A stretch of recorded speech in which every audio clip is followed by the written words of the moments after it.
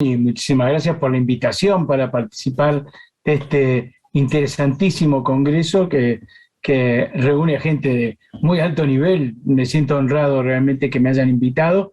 Y, y bueno, vamos a tratar de hablar del tema que a mí más me gusta, que es hablar de estrellas, particularmente de estrellas que no son constantes, sino que varían su brillo, ¿no? Así que bueno, si está todo listo, empezaremos esta charla que yo le he dado en titular Dos misterios estelares, que son la estrella Betelgeuse y la estrella Recio Fiuchi, que tienen que ver con esta etapa que estamos viviendo en términos de que, bueno, son dos estrellas que, bueno, han tenido novedades durante esta época de pandemia, así que justamente tienen que ver con el título de este congreso, ¿no? Que tiene que ver con la actualización de lo que pasa en la astronomía. Bueno, en la astronomía de estrellas variables, estas dos estrellas tienen mucho que ver. Así que, bueno, pasaremos a ver la presentación. Yo les voy a introducir, digamos, en cómo son y por qué varían las estrellas, pues si bien no hace mucho di una charla sobre esto en este mismo lugar, digamos, no, pero es probable que alguien del público no estuviera. Entonces voy a hacer una muy apretada síntesis de lo que es, de cómo son las estrellas y cómo varían. Entonces una estrella es una gigantesca masa de plasma, ¿no? Que está dominada por el equilibrio entre dos fuerzas que, digamos, pugnan o pujan en sentido contrario. Una que intenta expandir a la estrella y que tiene que ver con la presión que ejerce ese plasma confinado en ese espacio, que bueno, está bajo una presión como todo gas. Recordemos que el plasma es un gas en un estado particular, que sería con todos los átomos ionizados. Entonces, ese gas ejerce una presión doble, la presión por irradiación y la presión por el propio confinamiento del gas. Bueno, y a eso se contrapone la fuerza que tiende a unir a todo, que es por supuesto, la fuerza de gravedad, ¿no? Así que el equilibrio entre estas dos cosas es lo que hace permanecer a la estrella en equilibrio. Cuando la estrella está en equilibrio, en realidad cuando adquiere ese equilibrio se dice que la estrella nace. Para que la estrella nazca hace falta, obviamente, que tenga el equilibrio, pero hace falta que algo produzca energía en su centro para que sea una estrella. La estrella tiene que producir energía. Y esa energía se produce justamente en su núcleo, que es la parte más interna de toda esa masa y que tiene tal vez bastante más densidad que el resto. Bueno, hace falta una temperatura crítica y una masa crítica para que eso sea una estrella. Si un objeto, una nube de gas, digamos, no adquiere esa masa crítica ni esa temperatura, no se forma como estrella, se puede formar como un planeta o como digamos, lo que se llama una enana marrón, que es digamos, una estrella fallida. Y bueno, esos son los casos de que no son estrellas. Pero bueno, las estrellas entonces les pasan cosas en ese núcleo para generar energía. ¿Y qué les pasa? Inicialmente, el primer mecanismo de producción de esa energía es por reacciones termonucleares. O sea, lo que hace la estrella es transformar hidrógeno en helio por la fusión de átomos. Lo contrario de lo que pasa en un reactor nuclear tradicional, que hace fisión, o sea, divide átomos, ¿no? Acá es al contrario, se juntan para formar, a partir de helio, formar perdón, a partir de hidrógeno formar helio. Bien, ese es el mecanismo básico, ¿no? El mecanismo básico que se consigue con los elementos más elementales justamente de la tabla periódica de elementos químicos. Bien, ¿qué pasa? Cuando el equilibrio que está esa estrella, ¿no?, se altera, o sea, se pierde esa estabilidad, la estrella presentará al menos variaciones de brillo. O sea, ¿qué va a pasar? El brillo no va a permanecer constante, pero puede ser que otros parámetros astrofísicos, como por ejemplo la velocidad radial, o sea, la velocidad en el sentido radial al observador del movimiento de los gases, o por ejemplo el diámetro u otras, digamos, variables astrofísicas o parámetros astrofísicos pueden también variar. Pero bueno, en ese caso llamamos estrella variable. Así que así las estamos definiendo. Cuando la estrella varía su brillo, seguro la llamamos estrella variable. Bien, aquí vamos a hablar de dos casos de estrellas variables que resultan maravillosos ejemplos de lo sorprendente que puede ser el estudio del universo. O sea, el universo es muy complejo, ¿no? Y lo estudiamos, y lo notable de nuestra, digamos, yo soy muy humanista, entonces lo notable de nuestra especie humana es que hemos logrado, con este pequeño cerebro, hemos logrado acercarnos a una comprensión de los mecanismos que gobiernan al universo. No es que sepamos todo ni nada por el estilo, pero bueno, pero nos hemos acercado de alguna manera a entender cómo funcionan las cosas en el mundo que nos rodea y mucho más allá, en lugares donde no podemos acceder solamente podemos acceder con uno de nuestros sentidos, que es la vista, pero como hemos construido extensiones de nuestros sentidos, por ejemplo, el telescopio es una extensión de la vista, bueno, podemos acceder, ¿no?, a lugares que, digamos, no podríamos ni soñar, por ejemplo, tocarlos, ¿no? Pero bueno, podemos acceder y entender cómo funcionan, ¿no? Nosotros cuando tratamos de entender algo en el entorno próximo, usamos todos los sentidos. Podemos escuchar, podemos oler, podemos tocar, bueno, todos ellos podemos involucrarnos. Pero acá en el universo el único que podemos, y hasta un cierto punto, es la vista. Pero bueno, fabricamos extensiones que nos permiten llegar allá y ideamos cosas, construimos modelos de funcionamiento, que es el gran trabajo justamente de la ciencia, ¿no? Construir modelos para tratar de explicar aquello que vemos. Bien. Yo dije que cuando se alteraba el equilibrio podían haber, o sea, justamente se daba el caso de estrellas variables. Bueno, pero ¿por qué puede alterarse el equilibrio? El equilibrio puede alterarse por dos razones. La primera es que se agote ese combustible en el núcleo, ¿no? Entonces, que termine el hidrógeno. Entonces, ¿qué puede pasar? Bueno, algo le puede pasar a la estrella. La otra cuestión que puede ocurrir es la presencia de una estrella que le done materia a esa estrella y entonces le altere su estado evolutivo. Por ejemplo, que ya es un cadáver, de repente revive, vuelve a ser estrella, aunque sea por un rato.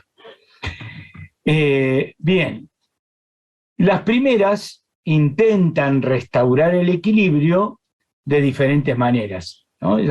Lo más habitual es que varíen su diámetro. En algún momento el que está ganando es la gravedad, se contrae la estrella, en otro momento es la presión, se expande la estrella. Entonces el equilibrio ya no vuelve, pero por lo menos se mantiene una cierta un cierto desequilibrio controlado, que es el fenómeno de pulsación.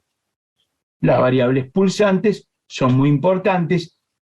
El caso digamos, que está ejemplificado con esta animación es de una cefeida. Estas estrellas son importantísimas porque han permitido medir la distancia a otras galaxias y ajustar otras cosas que podemos ver más lejos para poder establecer justamente distancias a mayor, o sea, establecer la distancia a mayor distancia, justamente, ¿no? Así que las cefeidas, que son nuestras candelas estándar, más notables, ¿no? Bueno, esas son estrellas pulsantes. Pulsan con tal regularidad que nos permiten eso. Y sabemos que lo que les pasa a las estrellas cefeidas de la Vía Láctea les pasa a las cefeidas de la Nube de Magallanes o a las cefeidas de M71, de la galaxia Andrómeda, o en cualquier otra galaxia en la cual podamos detectar estrellas, identificar, individualizar estrellas. Pero bueno, hasta ahí llega, por supuesto, es un rango grande, pero no demasiado grande. Digamos que sería una especie de universo local lo que podemos medir con esa estrella. Pero bueno, pasan otras, ya vamos a ver enseguida.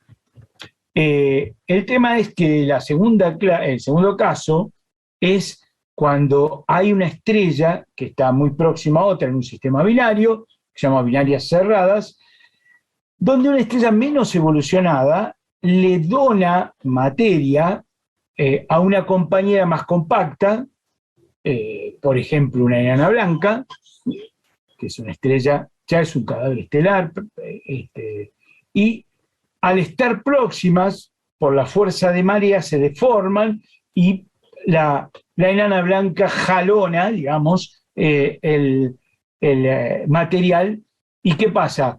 La enana blanca que no tiene, ya no tiene reacciones termonucleares, sino que se está apagando, bueno, al recibir el hidrógeno, resulta que hace detonar en su superficie reacciones termonucleares por la temperatura muy alta a la que está, más allá de los 35.000 grados.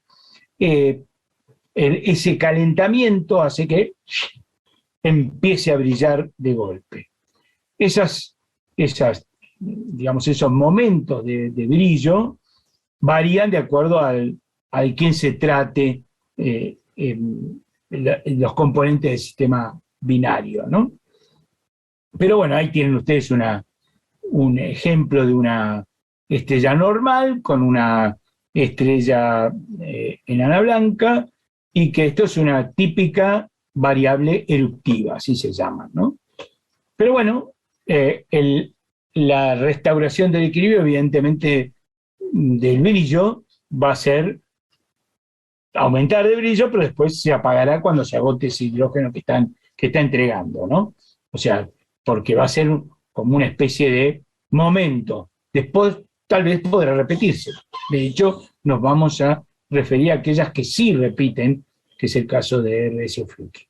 Pero bueno, sigamos con nuestras cuestiones. Estos procesos entonces se reconocen en las estrellas que se llaman cataclísmicas, y que son las novas enanas, las novas recurrentes, el caso que nos va a ocupar hoy, y algunas supernovas, que también vamos a hablar de eso. Bien, evidentemente las estrellas variables, por ya lo que dijimos, están hablándonos de evolución estelar, ¿no? Yo no voy a ser muy extenso en cuanto a evolución estelar, simplemente voy a decir un par de cositas que son indispensables. No me voy a referir a cómo evoluciona el Sol, pero bueno, todas las estrellas, ahora esto vale para todas, se van contrayendo de nubes estelares. Dependiendo de la masa original de la nube, va a ser la masa con que se forme esa estrella. Y va a dar lugar al ingreso de esas estrellas a una determinada altura en el diagrama Hertzsprung-Russell, así se llama, en el cual se representa en el eje de las abscisas la temperatura superficial y en el eje de las ordenadas la luminosidad. La luminosidad viene a ser el brillo intrínseco, ¿sí? Bueno, justamente esa, dependiendo de la masa, como se ve en la gráfica, ¿no? Si estamos hablando de una enana roja, como serían las de 0,5 masas solares, las estrellas más abundantes en la galaxia, bueno, esas ingresan en la parte más baja de la secuencia principal. El Sol ingresa un poquito más arriba, pues tiene una masa solar. Después tenemos estrellas de 5 masas solares y más arriba del todo las de 15 masas solares, o más, inclusive, porque hay estrellas que tienen hasta 80 o 100 masas solares. Bueno, ese es justamente el lugar donde entran, va a asignar después el futuro, ¿no? Y cuál, digamos, para las estrellas masivas, caso los que vamos a ocuparnos hoy, son todas más masivas que el Sol, las estrellas masivas abandonan muy temprano la secuencia principal. El Sol lo que le pasa es que está muchos, miles de millones de años en la secuencia principal. Pero las estrellas muy masivas permanecen solo algunos pocos millones de años, decenas de millones de años. Bien, una vez que se agota el hidrógeno en el núcleo, la temperatura es tan alta, o sea, ¿qué quiere decir abandonar la secuencia principal? Que se terminó el hidrógeno en el núcleo. Bien, entonces, una vez que termina, la temperatura es tan alta que se puede transformar helio en otros elementos. O sea, lo que queda, como ya se agotó el hidrógeno, queda helio. Bueno, el helio lo puede transformar en otros elementos más pesados. Pero va a seguir transformando, si la estrella es muy caliente, las estrellas masivas lo son, tiene mucho más, entonces en la parte central va a transformar helio en algún otro elemento, ¿no? Más pesado. Pero en la siguiente va a transformar hidrógeno en helio, o sea que va a ser una transformación por capas cada vez más alejadas del núcleo y va a ir consumiendo el hidrógeno cada vez más alto respecto al núcleo, ¿no? Más apartado del núcleo. Todo este proceso termina cuando se sintetiza el hierro. El hierro es imposible para una estrella de transformarlo en su núcleo. Entonces, cuando tiene un núcleo de hierro, la estrella indefectiblemente está en un proceso de muerte. O sea, ya no va a poder producir en su núcleo más transformaciones termonucleares. ¿Qué va a pasar? La estrella va a comenzar su muerte, pero bueno, como tiene que agotar todavía el hidrógeno que tiene cerca, hasta que no se enfríe ese núcleo totalmente o bastante, digamos, todavía va a seguir un proceso. Pero cuando se enfríe lo suficiente, esa estrella ya no va a tener posibilidades de vivir. Entonces, ¿qué le puede pasar? El núcleo ese va a colapsar porque va a ser tan pesado y ya no va a haber radiación para equilibrar, entonces ¡pum!, ese núcleo colapsa sobre sí mismo. Dependiendo de la masa involucrada, me parece que, sí, dije bien. Dependiendo de la masa involucrada, ese final, ese colapso final, va a ser distinto. Cuando una estrella tiene menos de 1,4 masas solares, termina el proceso en una enana blanca. Una enana blanca son electrones mezclados con protones, neutrones, pero todos confinados en un espacio muy pequeño, muy pequeño, pues está colapsado, y entonces se adquiere un equilibrio de presión electrónica y eso se permanece. Esas son las enanas blancas. Si tiene 1,4 masas solares esa región de la estrella, ya no se equilibra, el colapso continúa, no hay equilibrio.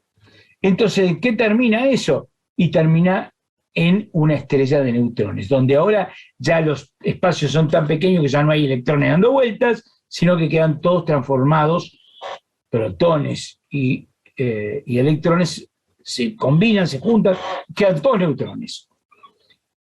Bueno,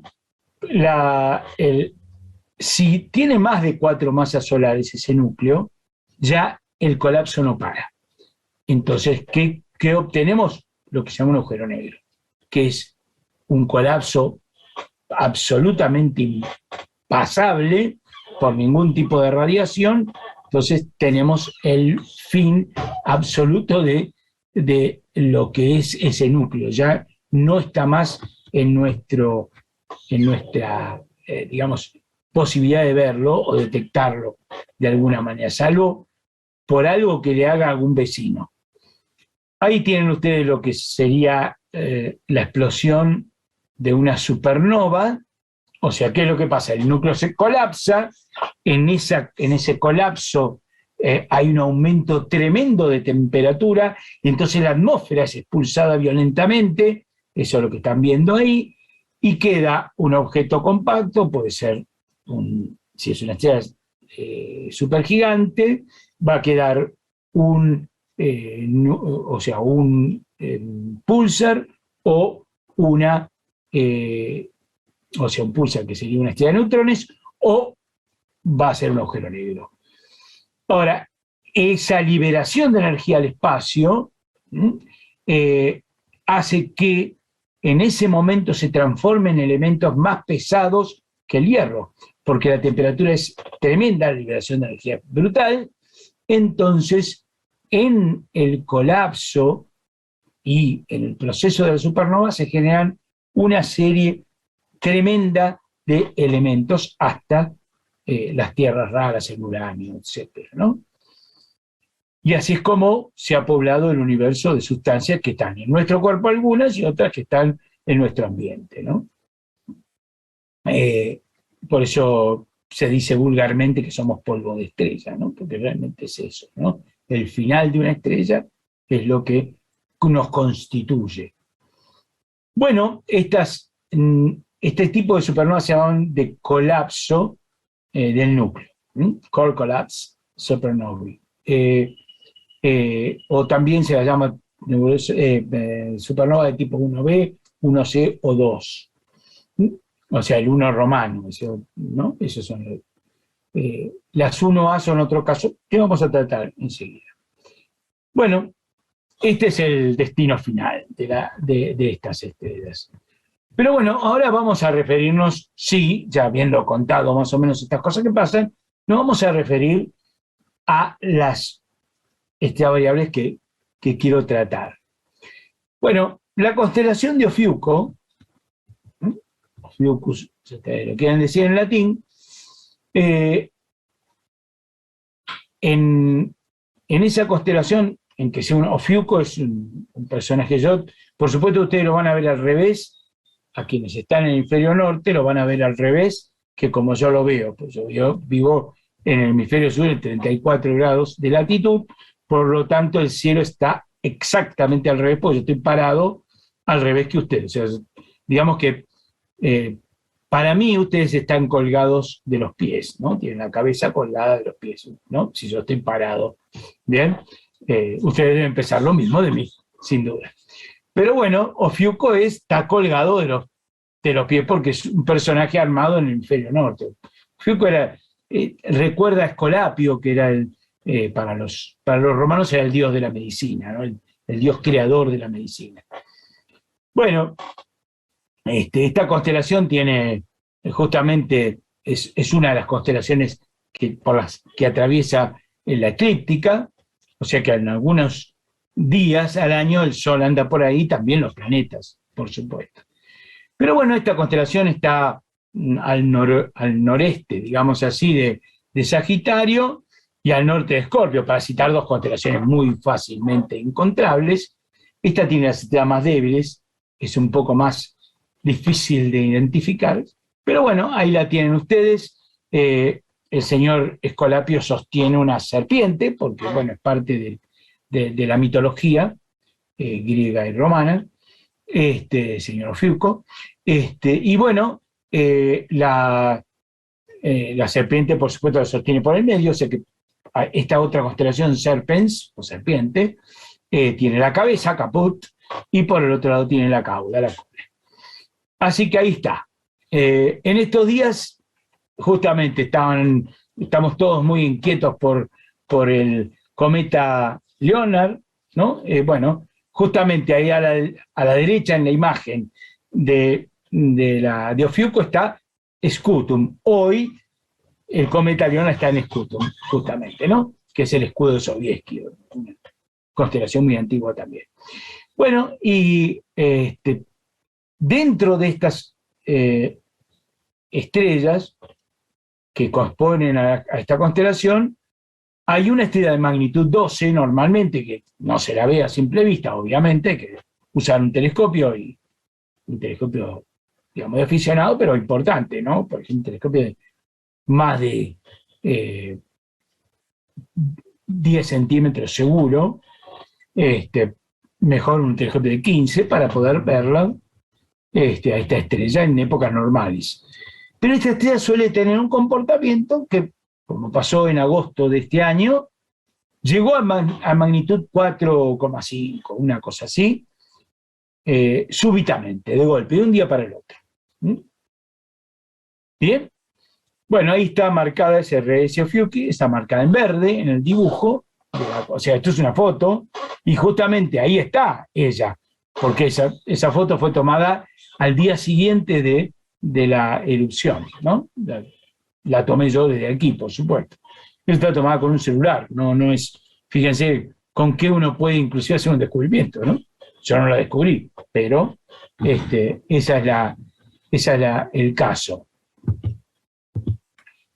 El 8 de agosto, entonces, de 2021, el astrónomo aficionado brasileño Alexandre Amorim observó que esta estrella, que es una nova recurrente, pasaba por una de sus erupciones que ya fueron observadas en 6 oportunidades en forma, digamos, visual, con telescopios, desde 1898, en que fue detectada la primera y que esa es una de las características de este tipo de variables, o sea, recurrir en su comportamiento. Bueno, ahí le muestro, este es Alexandre, un gran amigo, aquí estamos en Perú en el año 2012, en Trujillo, con un par de amigos de allá, justamente tratando de ver el tránsito, que lo habíamos visto, estábamos muy contentos porque había terminado recién el tránsito de Venus sobre el disco solar y lo habíamos conseguido ver satisfactoriamente, así estábamos todos muy contentos, sin duda. Pero bueno, Alexandre es un gran observador de estas variables y de otros fenómenos del universo y uno de esos aficionados destacables, súper destacables. Bueno, ahí está la otra foto, ya está tomada con un instrumento un poco más serio de R.C. Ophiuchi, el mismo día de la explosión. Y bueno, y debajo están, esto es lo que se llama la curva de luz. Para estudiar la estrella variable lo que representamos es la variación de luz en función del tiempo. Y bueno, ahí se ven los aumentos impresionantes de brillo de esa magnitud 11 o 12 que está en su comportamiento estándar a magnitud 5 o 4 y algo, que es lo que históricamente ha adquirido esta estrella, ¿no? Bueno, acá hay una descripción digamos, de cómo fueron esas erupciones. La primera, de 1898, no se observó en forma directa, sino que en 1904, Wilhelmina Fleming, una de las integrantes del equipo de Pickering del Observatorio de Harvard, notó el posible rastro de una nova, ¿no? Que fue confirmado por un análisis posterior del propio Pickering con Annie Jam Cannon, que es otra de las integrantes del equipo, que ella además estudió espectros y se dio cuenta de que tenía un espectro muy particular, típico de las novas. lo que se llama un perfil P Cygni. Ese es el típico espectro, digamos, la dispersión de la luz de una nova. Y ella determinó que en esa oportunidad había alcanzado la magnitud 5. Bien, o sea, era visible a simple vista, ¿no? Como pasó este año también. Bueno, la de 1933 fue la primera que fue observada por una persona en forma directa, y fue el astrónomo Epe Loretta Bolognese. Mientras observaba a Io Fiuchi, notó que en el suroeste de esta estrella había un objeto que brillaba a unos 50 minutos de arco de Io Fiuchi. La confirmación fue unos días más tarde a cargo de uno de los más grandes observadores de estrellas variables de la historia, que fue Leslie Peltier, un maravilloso astrónomo que observaba, aficionado que observaba desde su granja, ¿no? En el interior de Estados Unidos. Bueno, en 1958 fue percibida por Sir Ferdinand de Longwood, Florida, Estados Unidos. En 1967 ocurrió el 27 de octubre y la observó Max Bayer en Hamburgo, Alemania. La del 26 de enero de 1985 la detectó Warren Morrison en Peterborough, Ontario, Canadá, y alcanzó una magnitud de 5,4. Por primera vez, además del visible, se la pudo estudiar en infrarrojo, ultravioleta y en ondas de radio. La de 2006 fue observada ampliamente, pero el primero que la detectó fue Hiroaki Narumi. El 12 de febrero alcanzó magnitud 4,5, similar a lo que fue esta vez, y fue estudiada en varias longitudes de onda. Tremendo el estudio, y esta fue la última antes de la de 2021, obviamente, de este año.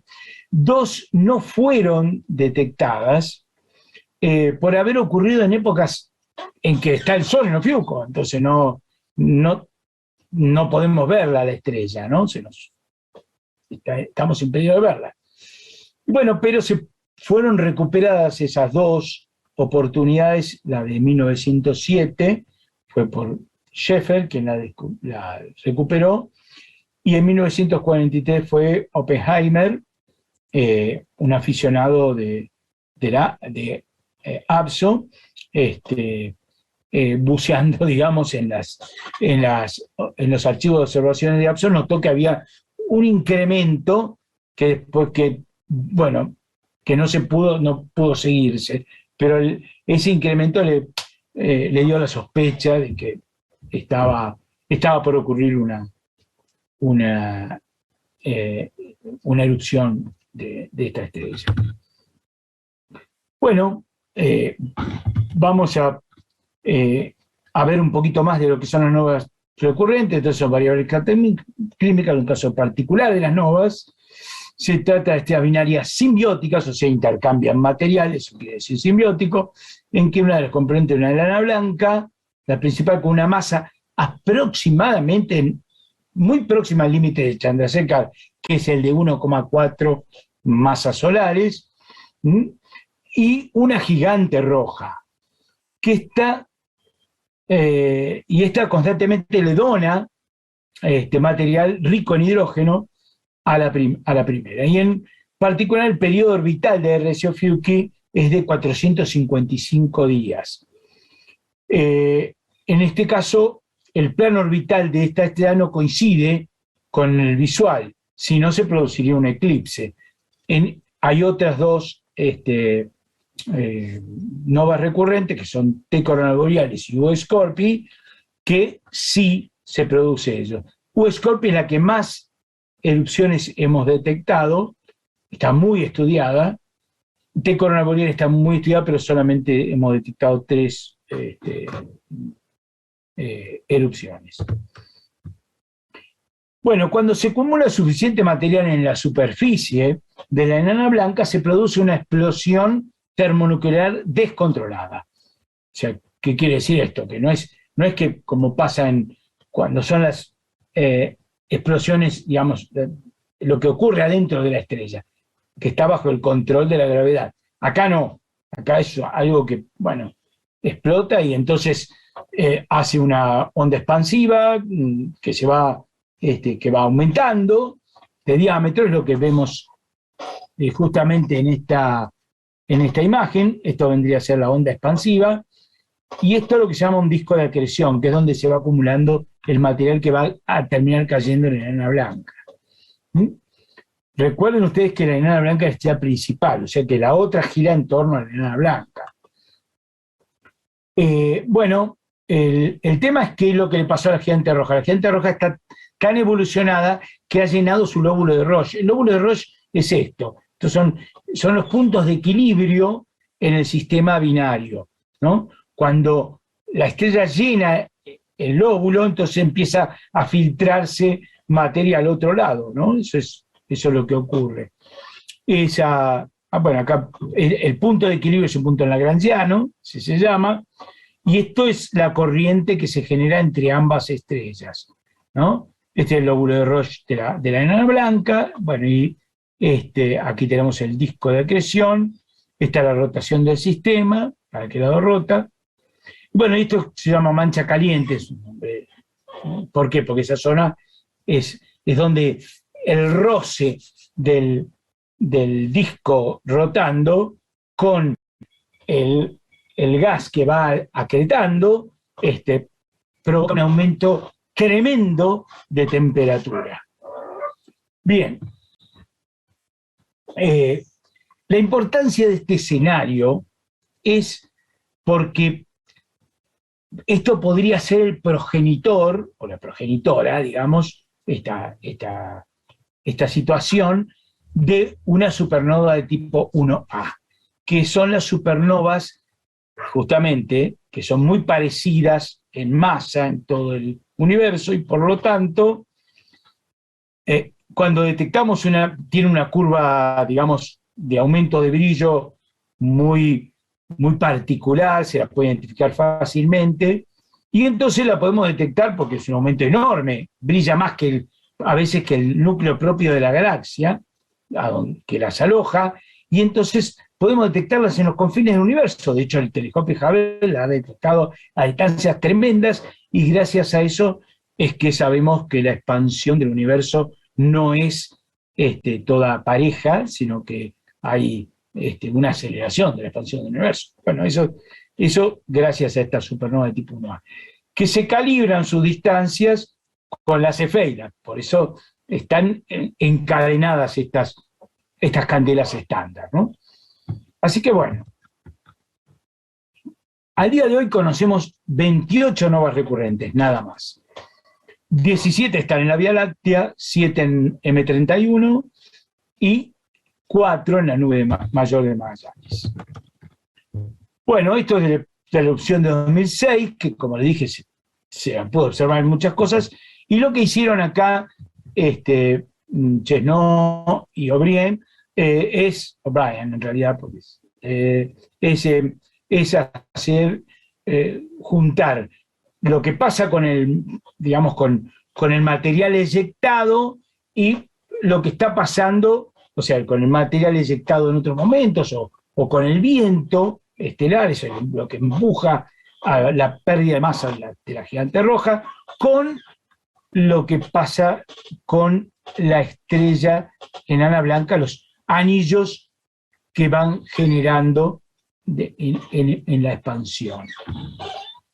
Bueno, el material liberado en el evento claramente se está expandiendo, o sea, eso tenemos acá. Bueno, los problemas pendientes con esta estrella son varios. En observaciones realizadas durante la edición de 2006, todavía de la reciente no hay muchos trabajos publicados. De hecho, no hay ninguno realmente publicado con trabajos teóricos mezclados con las observaciones. Pero bueno, lo que pasó hasta 2006, digamos, lo que nos queda pendiente, que estaba pendiente para esto, en algún momento justamente se va a dilucidar lo que pasó, es que hay una desaceleración del componente interno, esto es complicado de explicar porque, o sea, de los dos, fíjense las observaciones del Hubble, cómo el anillo externo se expande, pero el interno queda como igual, ¿no? Esto es el modelo del lóbulo de Roche, y esto es lo que me dice que las velocidades no son iguales. Acá ven que es menor la velocidad que aquí, ¿no? Bueno, ¿qué será ese segundo anillo? ¿Será un viento posterior al estallido? No lo sabemos todavía. Según algunos registros existe una supuesta señal previa. Fíjense ustedes que hay como un aumento previo al aumento final, ¿no? Como que está aumentando antes. Bueno, eso no tiene explicación lógica con el modelo de TNR, que serían el estallido de las reacciones termonucleares descontroladas, ¿no? Con ese modelo no lo podemos explicar, pero podría ser que hubiera algún fenómeno de aumento de brillo tipo la mancha esa caliente, que es lo que ocurre en las estrellas de tipo novas enanas, que no tienen nada que ver con este fenómeno, pero son fenómenos de una escala muchísimo menor, y lo que brilla realmente es esa mancha blanca. El otro no, el otro es que llega a la superficie y estalla todo el material, no una gran parte del material. Bien.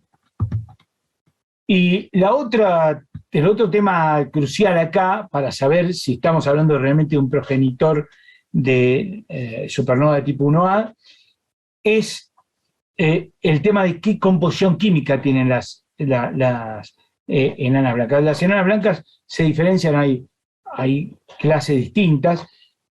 Unas además del oxígeno prevalente, hay neón, y en el otro caso hay carbono, ¿no? Bueno, cuando en general, de lo que sabemos de los modelos de evolución estelar, nosotros deberíamos esperar que una estrella grande, como todo parece indicar que es o sea, masiva, me refiero muy masiva, que sería esta enana blanca, debería ser de oxígeno y neón. Pero si tiene digamos, si nosotros queremos una estrella, detectamos que la composición es una estrella de carbono, de oxígeno, bueno, se nos complicaría esto de decir que son las progenitoras. Así que esto es lo que esperamos ver de este fenómeno que observamos en agosto. Bueno, y pasamos a la otra muchacha, que es Betelgeuse. Betelgeuse, bueno, ustedes recordarán la constelación de Orión, seguramente todos ustedes la conocen, pero bueno, la constelación de Orión representa un cazador, es una de las constelaciones más antiguas, y ese cazador tiene, digamos, se le notan fuertemente los hombros y las rodillas. Riegel quiere decir justamente rodilla, y bueno, los hombros son Bellatrix y Betelgeuse, justamente, que es la estrella más rojita que vemos en toda esa constelación, en la que prevalecen estrellas justamente azules, ¿no? Más que nada. Bueno, y el cazador tiene sus atributos, tiene la daga que le cuelga, donde está Messier 42, la gran nebulosa de Orión, y tiene en una mano, levanta digamos, una onda, típica arma de caza de la antigüedad, y en la otra justamente el hombro que está Betelgeuse, y en la otra levanta una piel de un animal que le sirve de escudo, ¿no? Hay otras representaciones, por supuesto, de las cuales hay un guerrero moderno, pero esta es la que yo le tengo más fe, digamos, como representación, porque habla de un cazador muy antiguo, ¿no? Pero bueno, el nombre Betelgeuse es un nombre de origen árabe, como se nota. Bueno, ¿qué es Betelgeuse? Es una estrella supergigante roja, color que se origina en la temperatura de la superficie, que es de unos 3.500 grados Kelvin, y es una supergigante porque su luminosidad es 140.000 veces la luminosidad del Sol. Su tamaño es colosal, impresionante, es 1.234 millones de kilómetros, ese es el diámetro medido perfectamente porque está relativamente cerca, entonces podemos observarlo con interferómetros, entonces sabemos su diámetro.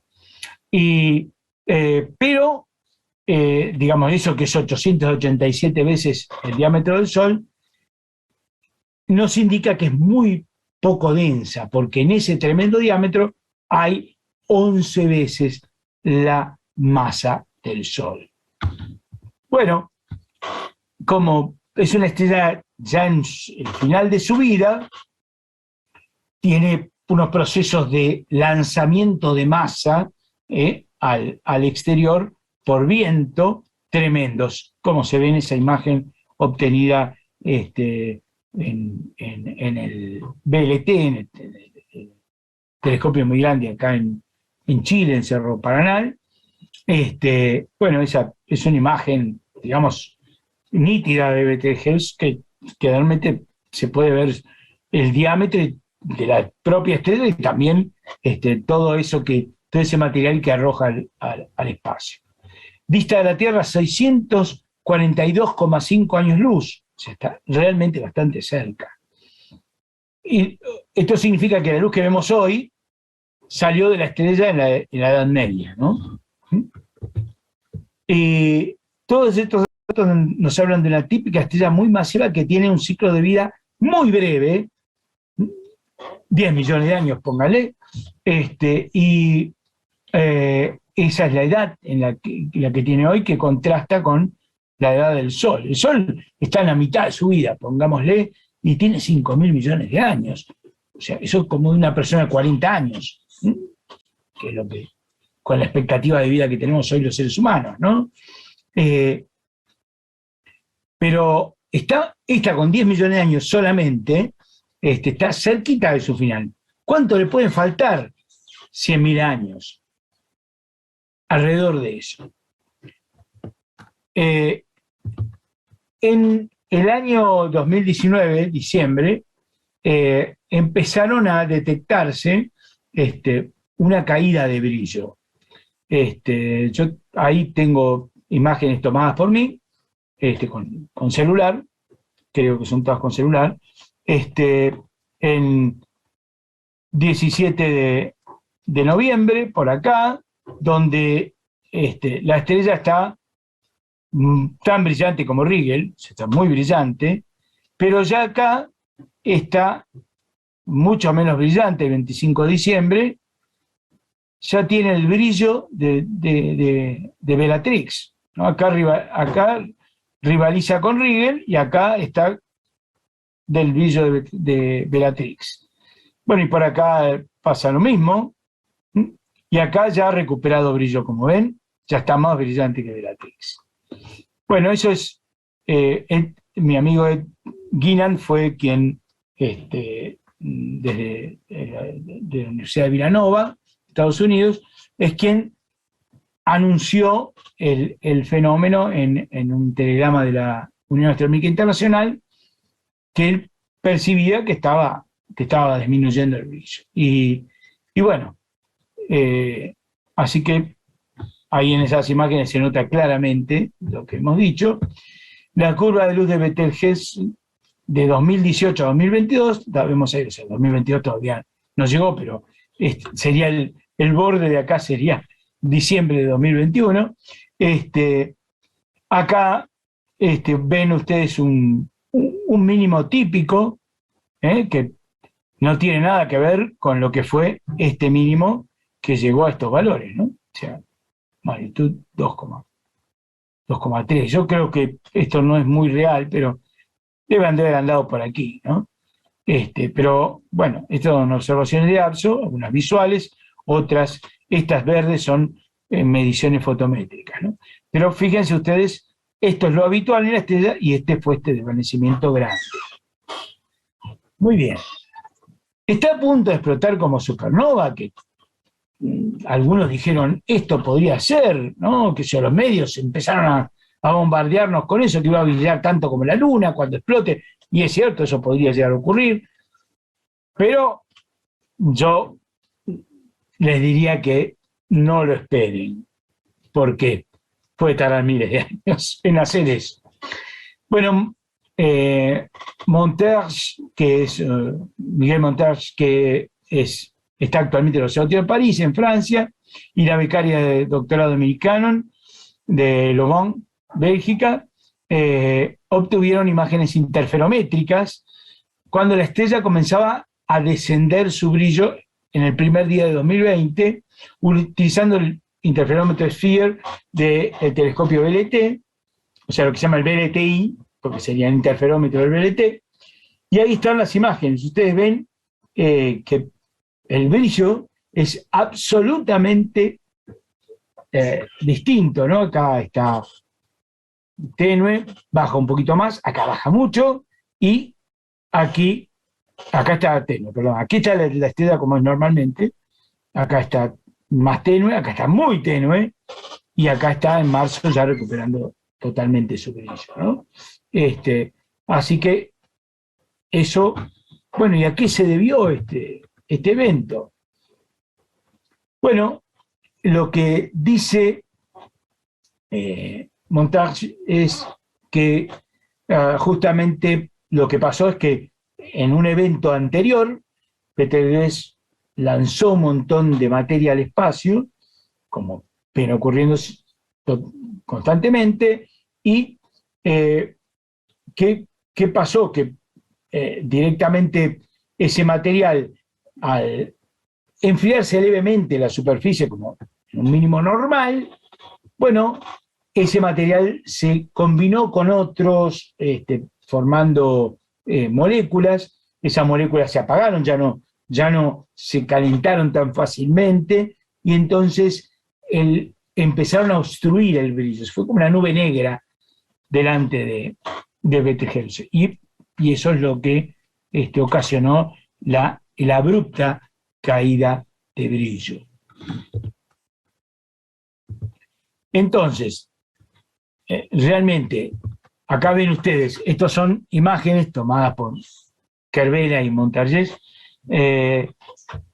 Montage, en realidad, de lo que es justamente esas eyecciones que tiene, fíjese, los alrededores, ¿no? Está obturada la estrella para que no nos deje ver toda esa zona de que todo esto está tomado en infrarrojo. Entonces, imagínense ustedes, todo esto brilla mucho, pero es en el infrarrojo. En el visual, evidentemente no brilla, nosotros no podemos ver ese brillo. Entonces, ¿qué ocurre? Es algo que deja de ser visible para nosotros y nos obtura el brillo propio de la estrella. Entonces, ese polvo sólido es el responsable de esta tremenda caída. Y lo que tuvo es un fenómeno normal de desvanecimiento que fue agrandado por la presencia de esa nube. Por lo tanto, ¿qué es lo que podemos esperar? Y que continúe así, de esta manera, por muchos años, directamente, por muchos, muchos años, dentro de los próximos 100.000 años, ¿no? Así que bueno, eso es lo que yo tenía para contarles, así que muchísimas gracias por escucharme.